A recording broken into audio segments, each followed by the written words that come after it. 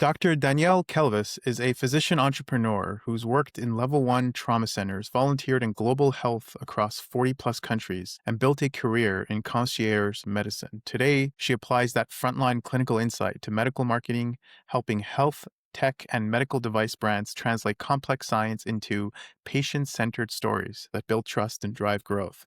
Her work has generated over $400 million in value for clients, and she now serves as a fractional medical executive and in demand speaker. So, when you were in college, what were your dreams and aspirations? Oh, I always wanted to be a physician, always. And I Oh, was wow. good at it. Oh, yeah. I love taking care of patients. I did not think that my career would come out this way as it has. But I've had so much fun doing what I'm doing. And I've gotten to travel all over the world, work with companies all over the world. And so my appreciation for medicine and just how quickly things have adapted. I mean, if you think about it, I've been in medicine now for like 16 years. And there's just been so many new developments, new drugs. Um, it's been quite a ride. I think I knew when I was 16 that I wanted to be a physician because I was dating this guy who was smoking, and my dad wanted me to see what it does to your lungs. And so he said, "Come here with me. Come into the hospital."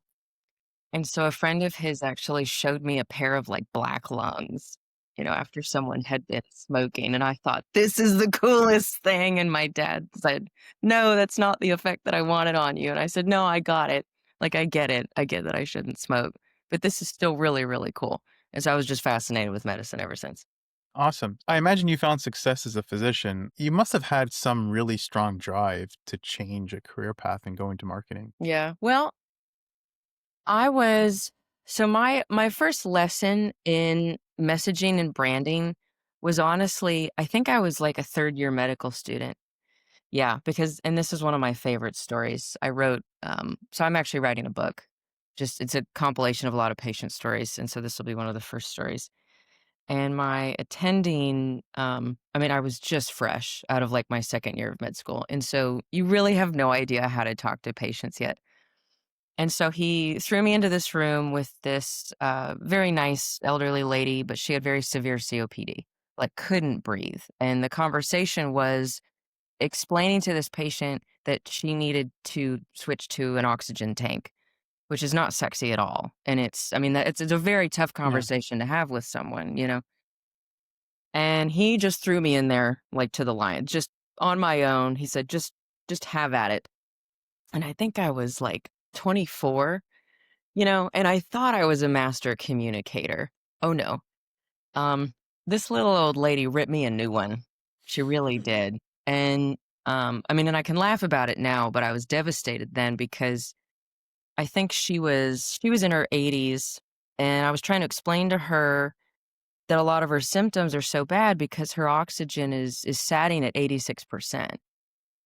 And I was trying to find ways to explain to her, you'll have so much more energy and you'll sleep better. And do you have grandkids? Like I even went for the grandkid route. Like you can better play with your grandkids if you have this oxygen. And she's just sitting there looking at me and she goes, "Miss, you seem like a really nice lady. How old are you?" I was like, 24. And she goes, "Okay, you don't know the first thing about being 86." Just mic drop. And here I am talking to her about this number 86. She goes, "You don't know the first thing about 86." And she picks up her purse and walks out of the room. And my attending is like, "Oh no." And I was like, "No, I didn't say anything bad." But I lost. Like that conversation made me realize I need to work on my communication. But more than that, the patient buys you, as a clinician. And so how you carry yourself, your messaging, it's marketing almost in a way. You have to sell yourself. The Mhm. patient has to believe you first and trust you first before they're going to, trust anything else that you recommend for them. And I didn't do that well. And I mean, granted, I was in medical school. Like this is a safe space, right? For you to mess up and learn. But that taught me a very valuable lesson early on that I needed to get better with messaging. And so I got my hands on every book I could, just communication books, trauma-informed communication. Um, how to break bad news to patients, or just how to win their trust, just everything communication.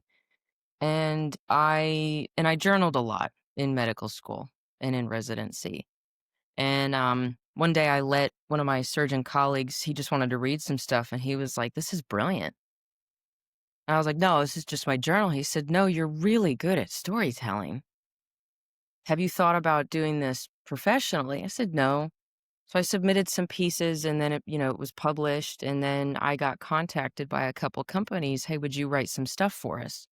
And I said, "Sure." And that was 7 years ago. Mm, And now I'm here. So, like, advice that I like to give to students and other clinicians is to journal and write. And yeah, even if it doesn't go anywhere at all, I mean, my career, blossomed because of it. But I found that, when you write, because you can have a really bad day as a clinician, or you have good days and bad days.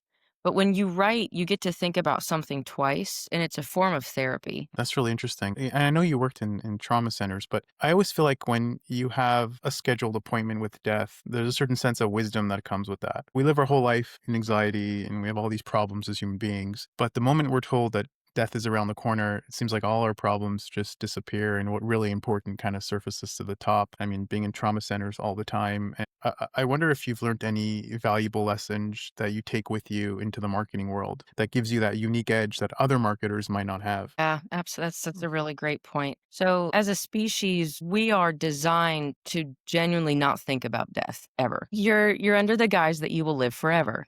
And it's Mm, important that most of society has that. Whereas clinicians, and I'm going to speak specifically to doctors in this instance, and I've worked outpatient, I've worked in the hospital, I've worked in ERs, I've worked in other countries, I've worked all over. Physicians, it's the complete opposite. We are trained to recognize death before anyone else, right? So like as an ER physician, my job was to know, or was rather to evaluate you and as quickly as possible determine, are you dying or are you not? And most people come into the ER because they are either truly having an emergency or they just need reassurance. Whereas my job is to see and recognize death before anyone else. And so it changes you because I mean, you'll go on vacation, you'll go on a cruise, or it doesn't matter where you are. You never stop looking for it. Like you want to relax, and you maybe you don't want to think about it, but we are trained to look for. Um, so I've actually never really had a problem being present, because when you're trying to save somebody's life, you don't really have much else room in your head for for anything else. yeah, when you're focused on saving someone's life, I feel like fight or flight mode kind of thing. When you're in fight mode, it's like if you can be like a trained professional fighter, you don't know the steps that you're going to do. When you're in the moment, it's like something just switches off and you're on autopilot and you just do what you have to do. But when it comes to marketing, and whether it's direct to consumer or B2B, when you have day-to-day experience in medicine, you have such a unique perspective on the daily problems, on the issues, on what language we use. Medicine is Latin. It's a completely different language. So like your first year of medical school, or I mean nursing school, any professional, well, they don't say professionals now. They're healthcare providers. I don't know if you saw that. The Department of Education just changed who's a healthcare professional versus who is not, but you spend your first whole year in school just learning Latin. It's like a whole different language. And so if you don't even know how to speak that language, it can be very difficult to market in medicine, Right. especially if it's B2B. So tell me a little bit more about the marketing you do. A new company that I'm working with right now, it's Credential Network. They actually found me on LinkedIn, the chief business officer, Jeff, and the CEO, Dylan. Incredible team. And it's an AI-powered, SaaS, Hmm. software, and, I mean, as Sure. soon as they gave me a demo, I just knew, like, "This is fantastic, it's going somewhere." I invested, and I was like, "Can I work fractionally for you?" So, there's a lot of just brilliant technologies that are coming out, whether it be, like, AI-powered, medical devices. So, like, I worked for Econos for a while. It's an AI-powered ultrasound device. Incredible, incredible tool. And then Credential Network, which is going to completely revolutionize the way that healthcare providers are credentialed, automating things with AI. Um, let's see, what else? It's moving I mean, fast, huh? It's moving extremely fast, but it needs Yeah. to. Like, there's medicine is so bloated, well, healthcare is so bloated, and providers are strangled by a lot of just this administrative work, whether it be credentialing, keeping up with all of their licensure and their DEA and just all of those things, or charting, like these AI scribe tools that are coming out now. And providers Yeah. don't wanna be on a computer, they wanna be with the patient. And so I kind of bridge the gap as, like, this medical officer, but I've got 7 years of experience with storytelling and writing and marketing, and so I kind of marry that. And it's Mm. it's done really, really well because especially now with AI kind of writing everything, a lot of marketing just doesn't land well. It tends to be fluffy, or like I was saying earlier, if that particular and that marketing person may be very gifted and skilled, right? But if they, for example, have never even worked or operated within a hospital, it's so much more difficult for them to just, like, really nail that messaging. The industry is moving incredibly fast, and I think our understanding of how fast it's actually going to move is really inconceivable at this point because we really are at a doorstep of a three-pronged revolution. So we have blockchain, we have quantum computing, and we have just general artificial intelligence that's kind of pushing forward. And it's like these things, each in of themselves, are going to revolutionize life as we know it, and it's going to greatly supersede something as big as the Industrial Revolution. Having these three things work together is going to be absolutely fascinating. I mean, just think of like using a quantum computer to calculate all the permutations for an ideal molecule for a therapy, and then have that even just initial data set be heavily optimized by AI.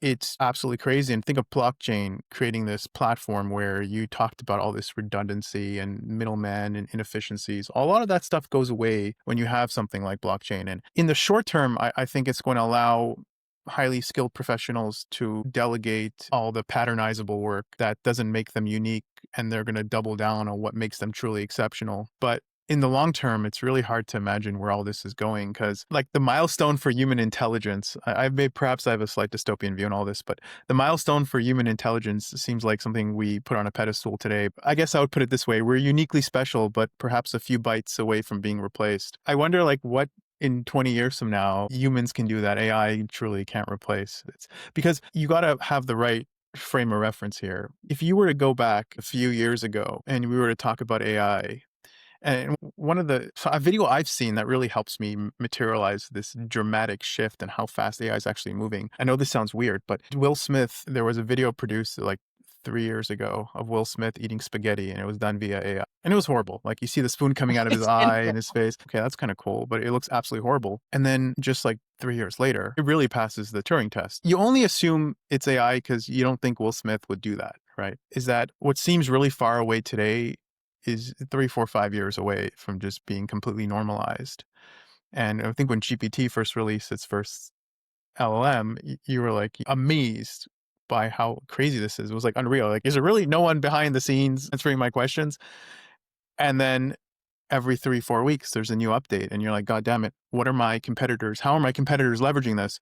And I feel like that difference of how quick things are moving is going to exponentially get shorter and shorter. It's a crazy world out there. And I think the medical conversation is an interesting one because we're going to be like, hey, we have all this new science, we can optimize our biology. And then eventually we might start being like, hey, our biology is not the ideal system to keep us going. Maybe what we feel makes us unique, our heart and our brain, is like the biggest vulnerability towards us, and the whole idea of cyborgism and getting things that are electronic, AI powered, that are fault tolerant, that can survive much better than our biological systems. We're going to start moving to that. And it's like this whole complete smashing of biology and technology is completely wild. And as someone who is a doctor and who is involved in AI, I know we kind of slightly went on a tangent here with the conversation No, here, it's really important. but I've but consumed a lot of information on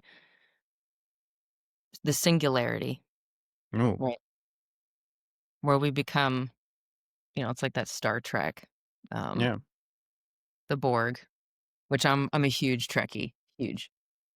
So I've watched everything from, like, Mo Gawat, the former chief business officer of Google. He has done a lot of incredible podcasts, on the moment that he realized he needed to leave Google when the robots learned to catch the ball. And then all of the robots in the room, after the robot learned to catch the ball, they all at the same time caught the ball. And Moga tells this story, and I'm not doing it justice, but he's like, his heart went into his stomach. And he's like, he had this moment, he quit. He went on silent retreat. He didn't talk to anyone for 30 days after. That's a pretty unique reaction. You ever see those robots at Boston Dynamics? Like they're doing like Yes. parkour and flips off boxes. Yes. Isn't it weird that we're incapable of applying the correct emotional response to that? Like if we were to talk about nuclear winters, it's a sobering conversation, right? No one's joking about nuclear weapons. And when it comes to robotics and AI, we think that machines are inherently good. And we know the threat though that's right in front of us. But the only question we're asking is how do we make this iPhone faster sooner? And I think like in this grandiose picture, I felt we're almost like passing this abstract baton of life from biology to technology. And Well, we're making it. a lot of professionals are saying that they expect singularity by 2030. Yeah. The Who knows? projection for general intelligence was like 2060, and then it was 2050, and now it's like 2032. Yeah. Yeah. And I've played around with some of these tools. I had the honor, one of the CEOs that I used to work with, he shipped me an AI assisted ultrasound device. Michael, it was one of the coolest things I've ever played with. Michael, everyone in my life got ultrasounded. I would be like, "You're coming over. You're laying down. Lift your shirt up. We're all gonna look at your heart." And what would normally take me like a half an hour, I did it in like 4 minutes Yeah. because the AI would get the measurements and things for you. I mean, it's just fascinating. I'm excited about a lot of this new technology. Can I ask you a Um, question? Which doctor would you want to visit? A doctor that doesn't use AI, a doctor that does use AI, or a doctor that's entirely AI? that is an excellent question. If I want to live, I want a doctor that uses AI. You want that middle ground right there. But let me, because there's always yin and yang. Everything Yeah. in medicine it's not black or white. It's so gray. And Yeah. and this is where, right, so if I wanna live, I wanna go to a physician who uses AI. If I'm terminal, right, and I'm considering hospice or palliative care, I don't want a doctor that uses AI because that's where Mm, I need that human touch and compassion and feelings and emotion and that right. human aspect of it that AI does not have. Right. You know where you're going and you just want to go there gracefully. To just die not in people, they get these 3 wishes from a genie and they think no one ever wishes, "I would like to go out peacefully and not in pain." It should be like, if people get 3 wishes in life, everyone should wish for that, but people don't think about it because they're not thinking about death. Um, Why do you think that we don't consciously worry about that? because as a species, we would just stop. I mean, It's from like we've a evolved to like we've evolved to focus well, on we the don't silver linings of like yeah. justifying death with it gives life meaning, it gives life value. We wouldn't cherish the time we spend with our parents because we know that life will never take them away from us. I find that like a coping mechanism because that was the best tool we had at our disposal to navigate death because up until this point no one has escaped that. And Well, there's new research. I mean, like Dr. Nanan Sistan out of, at the NIH, they've learned how to bring brains back after being dead for 2 days. They did that in really, 2019. Yes. that's There's crazy. a lot of things about death that it's not widely publicized. Um, I've been reading up on a lot of their work right now, and, very controversial. I don't know if I should bring all of that up in this podcast, but we don't Okay. actually die when we think we die. We don't actually die when we think we die. That's We interesting. do not. Yeah. No. Yeah, we know nothing about anything. That's the truth. Uh, it's back to But marketing. yeah, 'Cause I no, but this is but, like, but the then but, and again, it comes back to storytelling. Where Yeah, does AI have a place in all of this? AI, it's an arms race, okay? It's happening. It's gonna be here. There will yeah, be and the winner is robots in gonna all of take our all. homes. Well, but I remember in medical school when the Da Vinci first, because I was studying to be a surgeon, and then I later switched to emergency medicine, and I remember when the first Da Vinci came to the level 1, the trauma center that I was working at, and the surgeons were learning to use the robotics, and I thought and God, this was, like, 10 years ago, and I remember thinking, I wonder how long it'll be before it's robots just doing all of it." Yeah. Like when the conversation flips where we have to be careful at the beginning because the weakest link is the robot. It'll make our life easier in a very limited capacity, but if we leverage it right, the net total is a positive to have this robot beside us. And that conversation is going to flip where we are the greatest vulnerability in the process, where it's like the more the robot can do, the happier we're going to be with the outcome. And that's coming. Yeah. I use AI every single day, and I think Yeah. doctors should use AI. Yeah. And we're like day one in this journey of AI. It's as dumb as a calculator at this point. It does something very Well, narrow. the AI has passed all the medical boards. What we're Yeah. seeing, though, is a huge bias, right? But we're training it, and we are biased, and we are racist, and we are sexist, and there's all, Right. the litany of issues in medicine that they And, and train and us. sometimes through our bias and through our limited capacity to understand, we tend to impose that its response is a bad one, and really it kind of is like 5 steps ahead of us. It's like through our blinders, we're filtering out what's good and bad. So it's still even a big reflection of us. Just to marketing for just a moment, I'm truly curious. So you do medical marketing. What is so fundamentally different with medical marketing, and what is like the number one thing that you see in the industry that makes you absolutely cringe? Well, you know what made me cringe tonight was the new Ozempic commercial, but I can't go into detail about that. I went to have a steak dinner, and I see out the corner of my eye a new Ozempic commercial, and I'm like, "Oh god." No, Ozembic's a great drug. Um, Well, what well, how do you? makes Well, I mean, marketing sounds so complicated. How do you market something yet stay consistent with the truth? Because the whole idea of marketing is fluffing things up, and when you're Yeah. in the medical industry, you can't really do that. What makes me cringe is when I see very famous people advertising Mm, pharmaceuticals. yeah, Like, "No, this person is very unlikely on this drug," and yeah, I wonder how much longer that will be allowed for. Patients, we've really lost trust. I think just with mm, everything that happened with the pandemic, patients don't trust medicine. They don't trust vaccines. I mean, even things that work, and this is not a conversation about vaccines. I'm talking about any therapy. It could be something as small as, I mean, Tylenol. People don't even trust Tylenol anymore. And so what really makes me cringe is when I see these hyperbolic um, medical claims. And, the truth is, you need to be honest with your marketing. I mean, yeah. great example, like Plavix. Plavix is in big trouble, man. They knew that the drug was not effective for people of color and people of Asian descent. And it's not a racial issue. It's just that there's This different, stuff, science. Yeah, well, it's just science. It's just their liver enzymes didn't properly convert the prodrug into the active metabolite. And, but they marketed the drug like it worked for everybody anyway. And, yeah. It's weird because when you're a company, your job is to make money, right? And you have this like dual mandate to some extent, where your job is to make money, but then your people's lives are on the line, right? And your job should also be to enhance the well-being of people. And sometimes these two pursuits are mutually exclusive.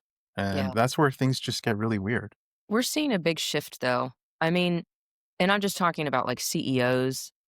Um, it's a lot harder now to get away with it being like Steve Jobs or Jeff Bezos. And they are brilliant men who created technology that I use every day, thanks. But winning at all costs and like I said, making hyperbolic medical claims and all of it, that doesn't work anymore. You Yeah. have to It's like balance. science has become opinionated. I think post COVID, I think there, in a broad sense, facts are, there's very few things that we can all agree on, which is kind of funky, but I think that's just where things are heading. I mean, we saw over the last 5 years a seismic shift in direct to consumer advertising for everything medical. I mean, not just pharmaceuticals, medical devices, telemedicine. And and it's now on social media, like, it's not even commercials. Um, and so you've got I mean, and it's not just about the legal and having the right words because of what the FDA allows you to say versus not what you can say. Um, like another really big example, the Whoop watch, which is great.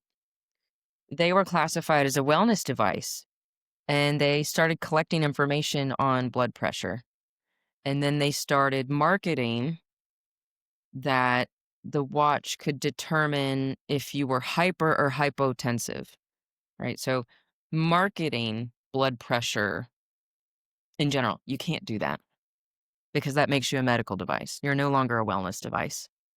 Hmm. And they got it. I mean, they did. They got a letter from the FDA and they're dealing with it. And I like Whoop, but that's going to cost them millions and millions and Yeah, millions but of dollars. ultimately, there's going to be so much access to data at some point where that line is just going to be blurred. Like your watch is going to give you all sorts of medical data points and even like blood sugar and stuff like that. Like But the you have to be glucose careful monitors. Yeah, the because if glucose you're, monitor. There's weird now. It's like there's 2 devices on the market. The company doesn't come to my mind. They both check your blood glucose levels, but one of them is considered a medical device and you need a prescription for this nuance and trivial difference that one will actually have insulin in some way and it's just like it's like I think it's time to just reassess protocols because data is going to be very cheap in the future and cheap in the sense where it's going to be easily accessible. We're going to be able to do so much more with it that you don't necessarily have to be diabetic to want to know your blood sugar levels at all times and to be able to know exactly what foods your body responds to more than others. oh yeah, Michael, I wore one for 6 months and I'm not diabetic. Thankfully, I'm I'm not, very but I shop in the diabetic section. I don't eat sugar, processed sugar at all. I fast good. 18 hours a Good. day. Yeah. Yeah, I wore one for 6 months and man, I learned a lot about myself. Yes, exactly. And you don't have Okay. to be I'm heartbroken. I love goldfish. I'm having a bad day. Goldfish makes it better. Goldfish was the single most hyperglycemic thing that I ate. I mean, my blood sugar would go like 250, Hmm, like 100% diabetic realm. yeah, But I crazy. can't eat goldfish though. I saw that graph go red and it was like beeping at me. I was like, oh my gosh, it beeps the way like if I needed to inject insulin, it was like so high. That's crazy. So So we had a I'm actually goldfish, of course. curious because as a physician, you probably made pretty good money.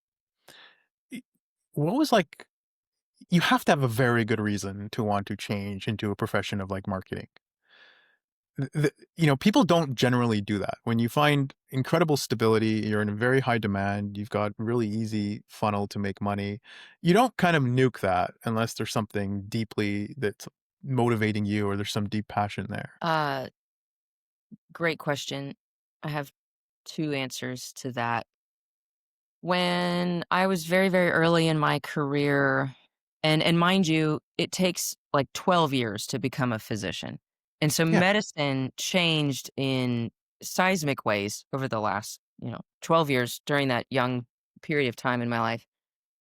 And physicians used to have responsibility, liability, and authority, right? The 3 legs of the stool. And as a doctor, I could emotionally and mentally handle that. But we've seen a big shift. And now doctors just have all of the liability and responsibility and they have no authority. And so that caused me to be just profoundly stressed and anxious. And that's a whole different conversation, Mm, there. And then, so I knew I was like, okay, I don't want a career for the rest of my life in emergency medicine. Maybe I'll just switch specialties. I'll go back to residency. And then the pandemic hit. And so then I just went and worked outpatient. And so then the second part of my answer to this question, we were about a year into the pandemic and it was very early on. It was at a time when we didn't really have any drugs yet. All we had were hydroxychloroquine and ivermectin, and it seemed to be working, which now we have a lot more information to make mm, better, to make decisions. Just back then, that was all we had. And I just didn't want my patients to die. Like that's just, I was working at a concierge outpatient primary care clinic. And so my partner and I, we had a pharmacy in the clinic, and so she just ordered a ton. of ivermectin and hydroxychloroquine. We got a letter from the state, cease and desist, to no longer give out hydroxychloroquine and ivermectin, period. And they wanted us to be writing for remdesivir and all of these other drugs. Right. And they said that if we didn't stop, they were gonna pull our license, and they would It's tell, crazy like, time. oh, no, Crazy it gets time. worse. And they would tell all of the they would pull our DEA license, and tell all of the pharmacists in the area not to fill any of our prescriptions. And so me and my partner got these letters on the same day, and I was shook. I mean, my face was white. My blood left my face. I've never gotten a letter like that in my life. And so I walked into my partner's office, I shut the door, and she was holding the same letter, and I was like, "We need to make a decision, like, right now, what we're gonna do, because we have to be on the same page." And so going through that made me realize I could do pretty much nothing wrong and lose everything I have ever worked for. And I am so educated and overqualified, like, what other job would I even get? I mean, and I imagine myself, okay, I lose my job, I lose my license, I can't practice anywhere. What would I even do? Would I go get a job at a coffee shop? Or what would I do? And they wouldn't even hire me because they would look at my CV and be like, "What are you You're doing here? overqualified. Yeah. We can't give you a job." You know what I mean? Like, I would be completely unemployable. And then, Michael, not a couple months later, there were, all the physicians doing all the Facebook Lives, and there was all this stuff online. And then there were doctors literally losing their licenses, and they are still to this day, a lot of them fighting to get it back. Really? Wow. A lot of them, And they're no, a still lot. not getting it, but like there's still resistance towards that. That's incredible. Well, they said that they were very vocal, and Hmm. I admire that they were vocal.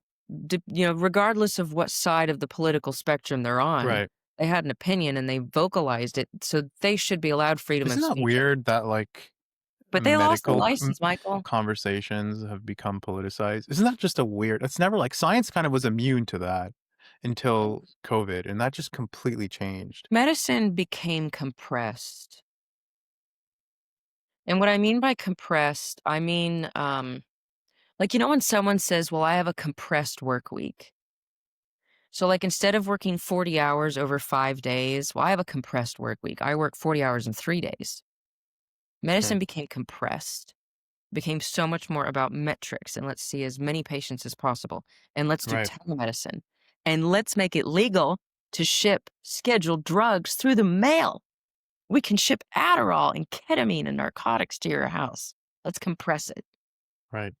And that's so to answer your question, that's why I made a a a career shift. I was extremely exhausted, and I was frightened. I just thought, "Gosh, I need better job security.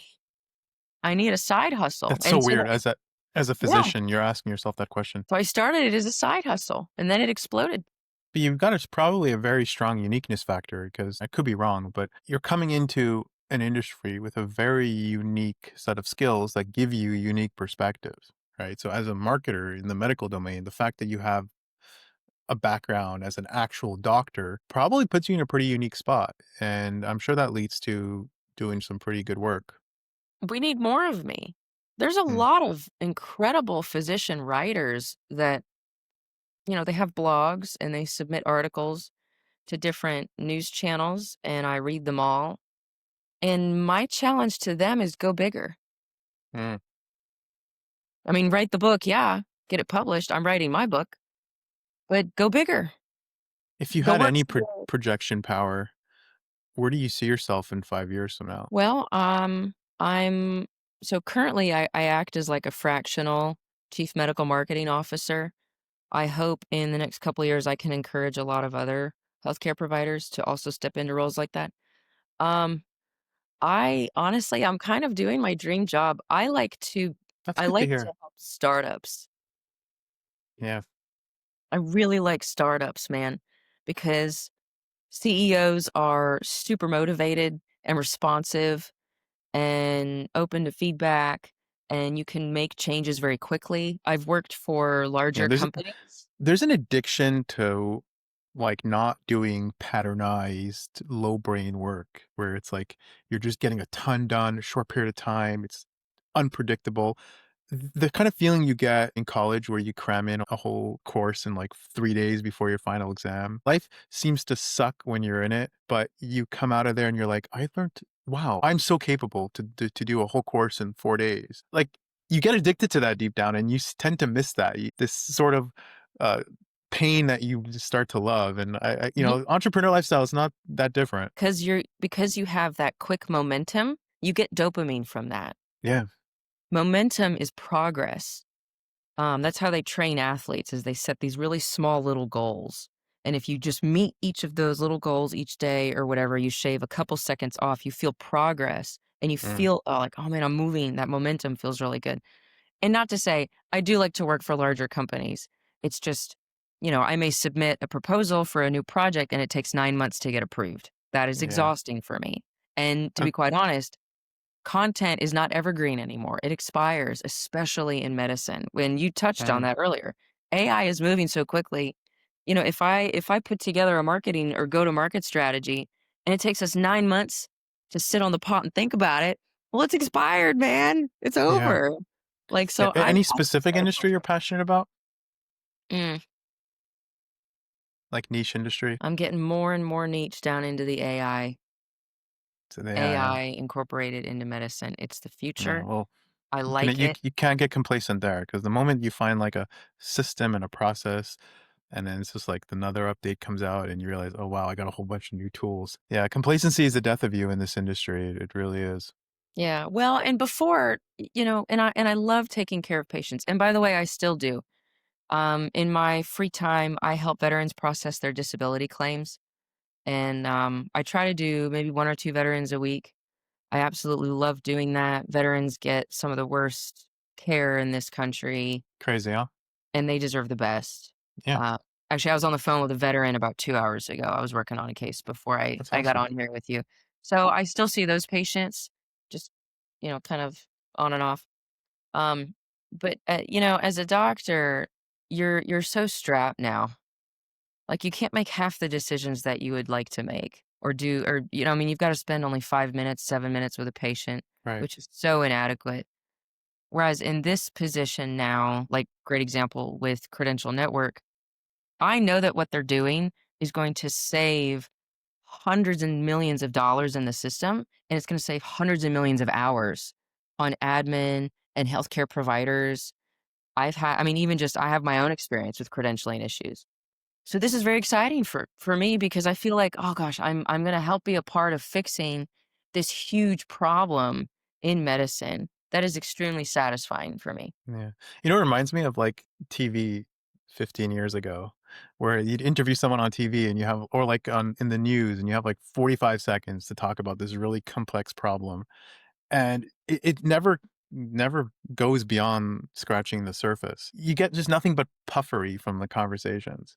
You get talking points, and I mean, how can you discuss like a deep topic in 45 seconds? How can a doctor really get down to like a nuanced situation when they've got like 4 minutes with the patient and they're in and out? You can't. Right? And You well, got it's to very bring difficult. podcasting back to the medical industry. Well, time is money, but what I Yeah. learned, and again, this is why I think I'm very gifted in storytelling, is because truly slower is faster. If you listen long enough and hard enough to a patient, they will tell you what's wrong, but you Mm, have to sit there for a while and get to the bottom of it. yeah. You don't always necessarily, what we do instead is we spend 5 minutes with a patient. And then instead of getting a good history and doing a good physical exam, we order the MRI and the CT scan, and we order $10,000 worth of labs. We're not being, we're a lot less clinicians now. We just order all of this expensive stuff. Versus if you had just had a 30-minute conversation with that patient, you may not have needed any of that. Mm. Yeah, it sounds like it's more of a process than an event, uh, getting down to the bottom of what's wrong. But, doctor, how can people get in touch with you? Hmm. I never thought of that before. How do I want people to get in touch with me? Find me on LinkedIn. LinkedIn, that's always a good place to go. Doctor, it was an honest pleasure talking. Yeah. Thank you, Michael.